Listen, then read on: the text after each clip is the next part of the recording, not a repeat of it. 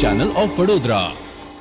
પંચમહાલ જિલ્લાના શહેરા નગરપાલિકા વિસ્તારમાં સફાઈ ઝુંબેશના ભાગરૂપે ઈ-રિક્ષાનું લોકાર્પણ કરવામાં આવ્યું હતું। શહેરા નગરપાલિકા વિસ્તારમાં આવેલ શેરીઓમાં પણ ડોર ટુ ડોર સફાઈ થાય, ગંદકી ન થાય અને શેરીઓ પણ સ્વચ્છ રહે તે માટે ગુજરાત વિધાનસભાના ઉપાધ્યક્ષ અને શહેરાના ધારાસભ્ય જેઠાભાઈ ભરવાડના હસ્તે શહેરા નગરપાલિકાની ટીમની ડોર ટુ ડોર કચરાની ઈ-રિક્ષા ગાડીનું લોકાર્પણ કરવામાં આવ્યું હતું।